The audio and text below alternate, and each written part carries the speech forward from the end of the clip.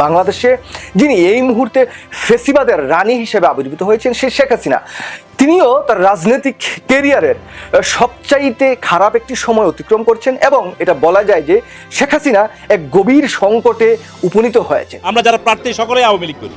আমি আওয়ামী লীগের সাধারণ সম্পাদক, আমি আজকে ভোট কেন্দ্রে যাইতে পারি না। বাংলাদেশ আওয়ামী লীগের সম্মানিত সাধারণ সম্পাদকের উপজেলা আর নিজ উপজেলা, এই উপজেলায় প্রশাসন নির্বাচনের কোনো প্রয়োজন না। দুঃখজনক বিষয় হচ্ছে এটা বাংলাদেশের দ্বিতীয় ব্যক্তি ওবায়দুল কাদের স্যার এরিয়া। আসলে আমরা এখানে একটা জিম্মি দশায় আছি।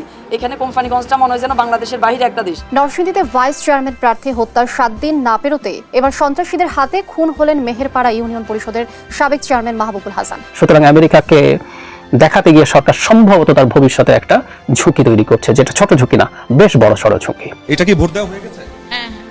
আপনি কি এই ভোটটা দিয়েছেন? না, আমি ভোটটা দিইনি।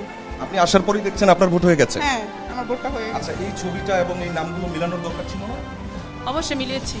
কোন এক সাদা লোক নাকি তার কাছ থেকে বঙ্গোপসাগরে একটা বিমানের বেস বা ঘাঁটি তৈরি করার জন্য প্রস্তাব দিছিল এবং এর বদলে নাকি বলছিল যে ইলেকশনে তারা কাটালানিকে জিতায় আনবে। এই বিষয়ে ওই বৈঠকে দিল্লির কেনা বান্দি, খুনি, ফ্যাসিস্ট, অবৈধ ক্ষমতা দখলকারী হাসিনা আরো কিছু কথা বলছে, যেটা বিশ্লেষণ করা আমাদের জন্য খুবই প্রয়োজন। এতে করে সে কার ভাড়া খাটে এবং বাংলাদেশকে সে কার সাথে ব্যবহার করতেছে সেই সম্পর্কে একটা পরিষ্কার ধারণা করতে পারে। দর্শক, ভয়ঙ্কর এক বিপদে পড়ল আওয়ামী লীগের সাধারণ সম্পাদক, সেতু এবং সড়ক মন্ত্রী ওবায়দুল কাদের সাহেব। এইবার আর তিনি বিএনপির কোনো নেতাকর্মী বা বিদেশের কোনো চাপে বিপদে পড়েনি। দর্শক, তিনি বিপদে পড়েছেন তার নিজেরই ভাইয়েদের দ্বারা বা নিজেদের পারিবারিক কারণে। দর্শক, আপনারা কিন্তু সকলেই জানেন ওবায়দুল কাদের সাহেব এর আগেও একবার তার ভাইয়েদের দ্বারা নানানভাবে লাঞ্ছিত হয়েছিল। দর্শক, সেই বিষয় সম্পর্কে আপনারা সকলেই অবগত রয়েছেন। তো দর্শক, আবারও যখন উপজেলা নির্বাচন চলে এসেছে ঠিক তখনই সেই ধরনের একটি ঘটনা আমাদের সামনে প্রতীয়মান হয়েছে। তো দর্শক, সেখানে কি কি ঘটেছে এবং কেন ওবায়দুল কাদের সাহেব এই বিষয়টাকে কেন্দ্র করে বিপদে পড়বে সেটি আপনারা একটু পরেই জানবেন। এমনকি দর্শক, আমি ভিডিও শুরুতে আপনাদের আরও যেই ভিডিওগুলোর অংশবিশেষ দেখিয়ে শুরু করেছি সেই ভিডিওগুলো বিস্তারিতভাবে দেখতে পারবেন। দর্শক, আমি আশা করছি আপনারা ভিডিও শুরুটা দেখেই জানতে পেরেছেন আজকের নিউজটা ঠিক কতটা গুরুত্বপূর্ণ হতে চলেছে। তো দর্শক, আমি আর বেশি কথা বাড়াবো না, আপনাদের সরাসরি সবগুলো ভিডিও দেখাবো। তবে ভিডিওগুলো দেখানোর আগে বলি, যারা এখনও চ্যানেলটি সাবস্ক্রাইব করেননি সকলে চ্যানেলটি সাবস্ক্রাইব করে পাশে থাকা বেল আইকনটি বাজিয়ে দিবেন। আর যারা ইতিমধ্যেই সাবস্ক্রাইব করে রেখেছেন তাদের সকলকে অসংখ্য ধন্যবাদ। তো চলুন একটি লাইক দিয়ে আমরা ধারাবাহিকভাবে সবগুলো ভিডিও দেখে আসি। সবাই মিলে চাপ দিয়েছে, পুলিশ এসেছে, দিয়ে একটা ভোট এরকম জাল ভোট করিয়ে একটু ম্যাচ করে দেখেন ওনার নাম্বারটা। এই যে আমার ঠিক আছে। এটা কি ভোট দেওয়া হয়ে গেছে? হ্যাঁ। আপনি কি এই ভোটটা দিয়েছেন? না, আমি ভোটটা দিইনি। আপনি আসার পরেই দেখছেন আপনার ভোট হয়ে গেছে? হ্যাঁ, আমার ভোটটা হয়ে গেছে। আচ্ছা, এই ছবিটা এবং এই নামগুলো মিলানোর দরকার ছিল না? অবশ্যই মিলিয়েছি। তারপরে উনি তো ভোটার। হ্যাঁ, আমরা আপত্তি করেছি, তারপর সবাই বলছে যে না দিতে দেন, এরপরে দিতে দাও। মানে কারা? এজেন্টরা সবাই বলেছে, তারপর ওনাদের কি পুলিশ ছিল? হ্যাঁ, এই এজেন্টরা বলেছে। আপনারা কি এই ভোটটার সম্পর্কে জানেন? আপনি বলছেন? ওখান থেকে বলা হয়েছে। আপনি বলেছেন? আমরা বলছি যে আর কি আমরা হয়তো আর কি দেখা গেছে আপনার আর কি ওনাকে দেখা গেছে আপনার বিয়ের পরে ফেস চেঞ্জ হয়ে যায়, তো আপনারা মিলাই দেখেন আর কি, এটাই বলা হয়েছে আর কি ওনাদের।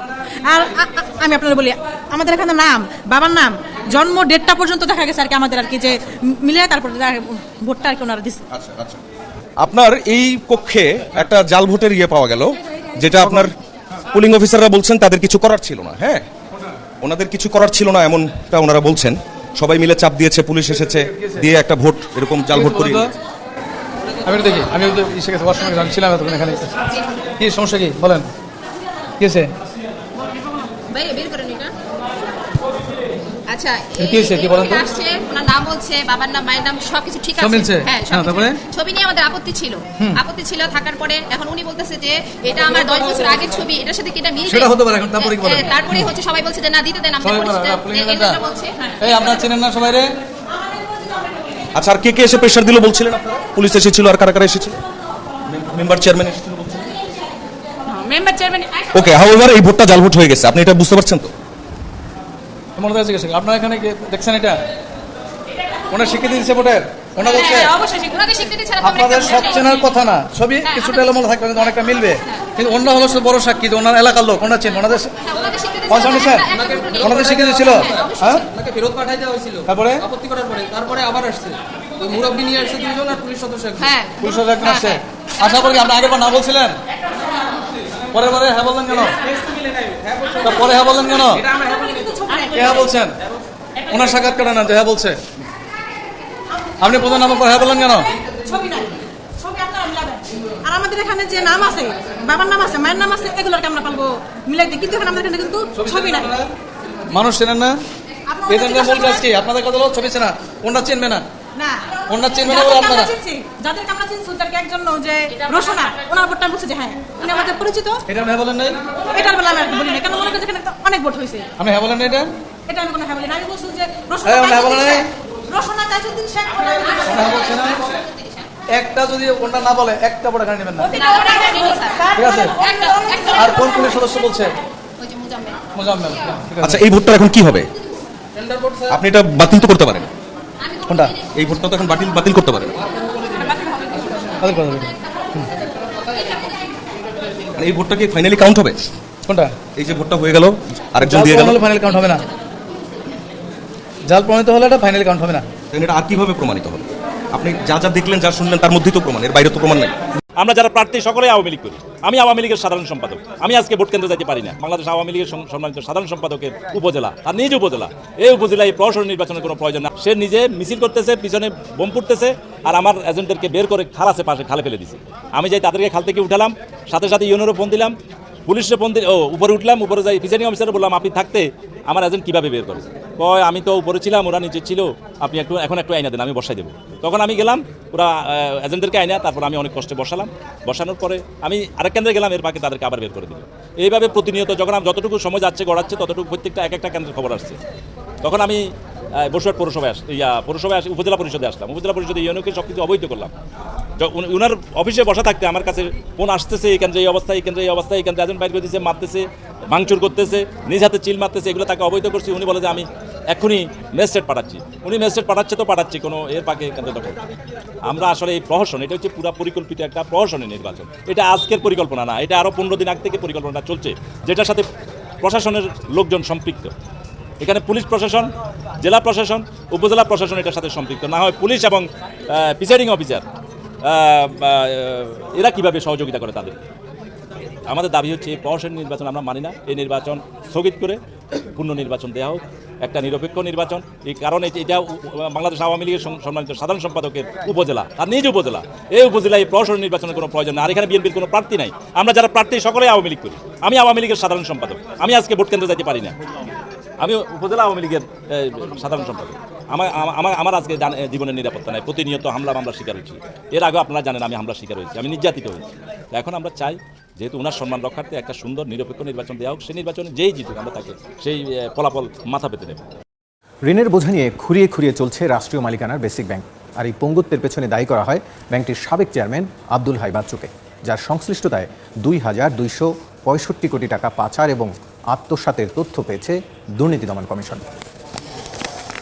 নতুন করে জমির মূল্যে পুকুর চুরির সন্ধান পেয়েছে দুদক। সোমবার দুদকের দেয়া অভিযোগপত্রে বলা হয় শেখ আব্দুল হাই বাচ্চু 110 কোটি টাকার জমির দর দেখিয়েছেন মাত্র 15 কোটি টাকা। সোনার দরের এই জমি পানির দরে কেনার প্রক্রিয়া আরেকটু বিস্তারিত জেনে নেই দুদকের অভিযোগপত্র থেকে। আব্দুল হাই বাচ্চু ক্যান্টনমেন্ট বাজার এলাকায় 6 নম্বর প্লটের 30.25 কাঠা জমি কেনেন 2012 সালে। ওই বছরের 16 অক্টোবর প্রথম দলিলে 18 কাঠা জমির দাম দেখানো হয়েছে 9 কোটি টাকা। ক্রেতা 3 জন, শেখ আব্দুল হাই বাচ্চু, তার স্ত্রী শিরিন আক্তার ও ভাই শেখ শাহরিয়ার পান্না। দ্বিতীয় দলিলে 12.25 কাঠা জমির দাম দেখানো হয়েছে 6 কোটি 25 লাখ টাকা। এখানে ক্রেতা তার পরিবারের অপর 2 সদস্য, ছেলে শেখ সাবিদ হাই এবং মেয়ে শেখ রাফা হাই। আর এই 2 দলিলে রেজিস্ট্রেশনের মোট মূল্য ধরা হয়েছে 15 কোটি 25 লাখ টাকা। অথচ জমির মূল্য 110 কোটি টাকা উল্লেখ করে সমঝোতা চুক্তি করেছিলেন বিক্রেতা আমিন আহমেদের সাথে। অর্থাৎ সমঝোতা চুক্তির চেয়ে যা 94 কোটি 75 লাখ টাকা কম দেখানো হয়েছে জমির দাম, সেই টাকা 134টি পে অর্ডারের মাধ্যমে 78 কোটি 50 লাখ এবং নগদ 31 কোটি 50 লাখ টাকা পরিশোধ করেন আমিন আহমেদ ও তার প্রতিষ্ঠানকে। এতে জমির নিবন্ধন বাবদ সরকারের রাজস্ব ক্ষতি হয়েছে 8 কোটি 52 লাখ 75 হাজার টাকা। দুদক বলছে টাকা গোপনের মাধ্যমে অপরাধ করেছেন বেসিক ব্যাংকের সাবেক চেয়ারম্যান আব্দুল হাই বাচ্চু ও তার পরিবার। আর তাকে অর্থ আত্মসাতে সহায়তা করেছেন লা মেরিডিয়ান হোটেলের মালিক আমিন আহমেদ। 2009 সালের 4 অক্টোবর থেকে 2 দফায় বেসিক ব্যাংকের চেয়ারম্যান ছিলেন আব্দুল হাই বাচ্চু। 2015 সালে রুগ্ন ব্যাংকে পরিণত হয় প্রতিষ্ঠানটি। ঋণ জালিয়াতি হয় 4,500 কোটি টাকা। দেশের ইতিহাসে এককভাবে এটি সবচেয়ে বড় ঋণ কেলেঙ্কারি।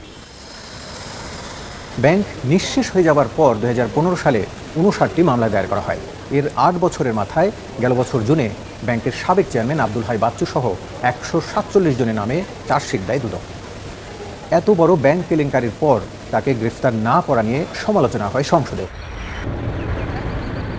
আমরা মনে করি, জাতি মনে করে যে শেখ আব্দুল হাই বাচ্চুর বিরুদ্ধে মামলা করো, তাকে গ্রেফতার করো। তবু এখনও ধরাছোঁয়ার বাইরে সাবেক এই ব্যাংক কর্মকর্তা। নরসিংদীতে ভাইস চেয়ারম্যান প্রার্থী হত্যার 7 দিন না পেরোতে এবার সন্ত্রাসীদের হাতে খুন হলেন মেহেরপাড়া ইউনিয়ন পরিষদের সাবেক চেয়ারম্যান মাহবুবুল হাসান। এ বিষয়ে দর্শক বিস্তারিত জানাতে সরাসরি যুক্ত হচ্ছেন সহকর্মী সুমন বর্মন। সুমন, আপনি একটি বিষয় জানাবেন যে এই খুনের ব্যাপারে আসলে কোনো কিছু জানতে পেরেছেন কিনা, আর এই ঘটনা কেন ঘটেছে, কি মনে হচ্ছে? আরও একজন জনপ্রতিনিধির রক্তে রঞ্জিত হলো নরসিংদী। রায়পুরা উপজেলা ভাইস চেয়ারম্যান প্রার্থী সুমন মিয়া হত্যার 7 দিন না পেরিতেই এবার সন্ত্রাসীদের হাতে নৃশংসভাবে হত্যাকাণ্ডের শিকার হয়েছে মেহেরপাড়া ইউনিয়ন পরিষদের সাবেক চেয়ারম্যান এবং ইউনিয়ন আওয়ামী লীগের সাধারণ সম্পাদক মাহবুবুল হাসান। তিনি গতকাল রাত 12টার দিকে নিজ কার্যালয় থেকে বাড়িতে ফেরার পথে সন্ত্রাসীরা পরিকল্পিতভাবে তার উপর হামলা চালায় এবং তাকে গুলি করে এবং কুপিয়ে নৃশংসভাবে হত্যা করে। এই ঘটনায় খুবই ফেটে উঠেছে নরসিংদীবাসী। তারা এই হত্যাকাণ্ডের ঘটনায় জড়িতদের দ্রুত গ্রেপ্তার করে বিচারের দাবি জানাচ্ছে।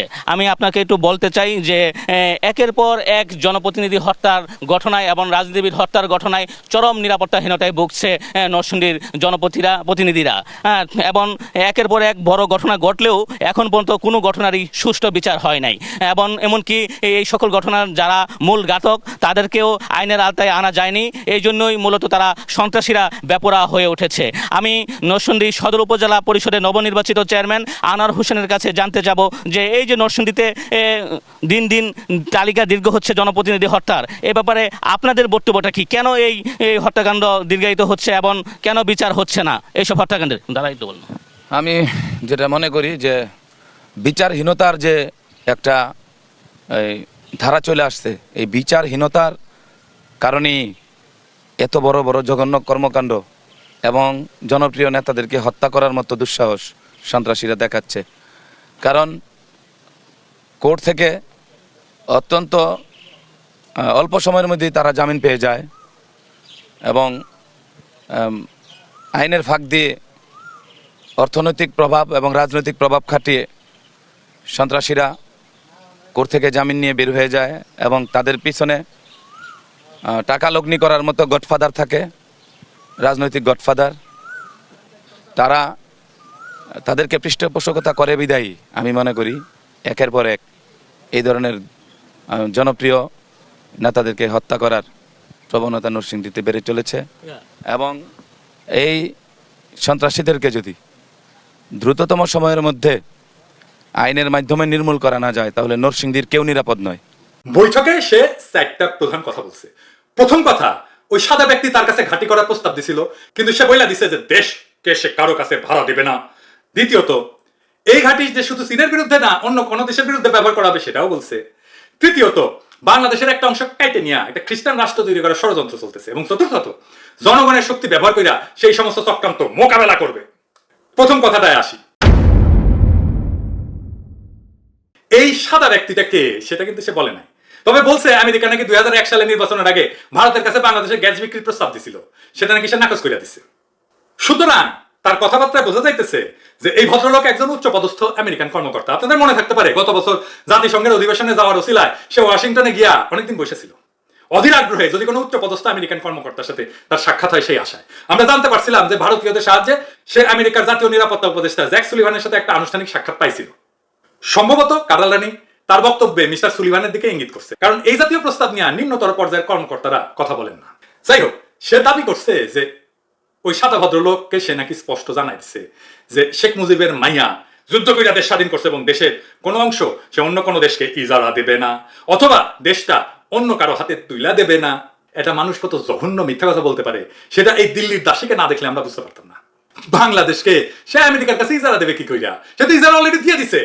সে তো দেশটাকে ইতিমধ্যে বন্ধক দিয়ে রাখছে ভারতের কাছে কেবলমাত্র ক্ষমতায় টিকে থাকার জন্য। কোন বিষয়টা আমাদের হাতে আছে? সবই তো দিল্লির হাতে তুলে দিছে। এমনই একটা অবস্থা যে তার দলের এমপিরা প্রকাশ্যে বলে যে তারা ভারতের ক্যান্ডিডেট। এটা তোমাকে মনে রাখতে হবে, আমি ভারতের প্রার্থী, তোমাকে এটা মনে রাখতে হবে। তার নিজের দলের সাধারণ সম্পাদক কাউয়া কাদের, ওই যে কাউয়া, ওই সাউন্ড দেন আরো জোরে, আরো জোরে কান ফাটায় দেন। ওই তো পাবলিকলি ডিক্লেয়ার করছে যে দিল্লি আছে তো তারা আছে, ভারত সরকারই তাদেরকে ক্ষমতায় রাখছে। আর তার মন্ত্রী আলগা মোমেন সে বলে ইন্ডিয়াকে বলেছি হাসিনাকে ক্ষমতায় রাখতে হবে। শুনেন, আমি ভারত থেকে যেটি বলেছি যে শেখ হাসিনাকে টিকে রাখতে হবে। কানেক্টিভিটির নাম কইরা ভারতকে বাংলাদেশের জমির উপর দিয়ে ট্রানজিট দিয়ে দিচ্ছে প্রায় বিনা পয়সায়। আবার ওই ট্রানজিটের রাস্তাগুলি বানাইতে হয়েছে আমাদের পয়সায়। বাংলাদেশের বন্দর ব্যবহার করার সুযোগ ভারতকে দিয়ে দিছে এই কাঁঠালরানী। শুধু তাই না, বন্দরে বাংলাদেশের জাহাজ ফেরার আগে ভারতের জাহাজ অগ্রাধিকার পাবে, এটাই আছে চুক্তিতে। বাংলাদেশের চাইতে ভারতের জাহাজ অগ্রাধিকার পাবে আমার বন্দর, কিন্তু সেটা ভারত আমার আগে ব্যবহার করতে পারবে। তাহলে দেশ তুলে দেওয়ার আর কি বাকি থাকে? কয়েকদিন আগে আমি দেখাইছিলাম একটা আমার এপিসোডে যে বার্মা সীমান্তে বাংলাদেশের যে সাইডের রাস্তা তৈরি হইতেছে সেটা খবরদারি ভারতীয় সেনাবাহিনীর হাতে। রাস্তা তৈরির পরিদর্শনে আসে সেই দেশের আর্মির জেনারেল, অথচ রাস্তা বানানোর খরচ সুদে আসলে আমাদের ভারতকে দিতে হবে। শুধু তাই না, বাংলাদেশ সরকারের প্রজ্ঞাপনে এটা বলা আছে যে এই রাস্তা নাকি ভারতের সামরিক কৌশলের অংশ। অর্থাৎ আমাদের সেনাবাহিনী আসলে আর নাই। আমাদের সামরিক কৌশল এখন ভারতের সামরিক কৌশলের অন্তর্গত হইয়া পড়ছে এই খুনি কাঁঠাল রানীর আমলে। স্বাধীনতা এবং সার্বভৌমত্বের আর কিছু বাকি থাকলো? কাঁঠাল রানীর আমলে বছরের পর বছর সীমান্তে ভারতীয় বিএসএফ পাখির মতো গুলি কইরা বাংলাদেশিদের হত্যা করে। এর বিরুদ্ধে রুখে দাঁড়ানোর কথা তো দূরের কথা, সামান্যতম প্রতিবাদ এই দিল্লির দাসী করে না। উল্টা তার মন্ত্রীরা বলে যে বর্ডারে যে খুন হয় সেটা বাংলাদেশের মানুষের নিজের দেশে খুন হয়।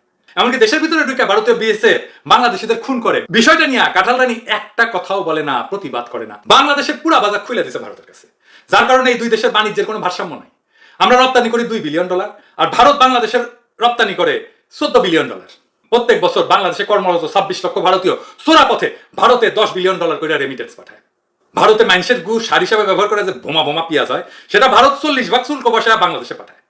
বিষযুক্ত ভারতীয় মশলা, অন্যান্য খাদ্যদ্রব্য, কসমেটিক ইত্যাদি যেগুলো খেলে ব্যবহার করলে ক্যান্সার অবধারিত সেগুলো স্রোতের মতো বাংলাদেশে ঢুকতে দিচ্ছে।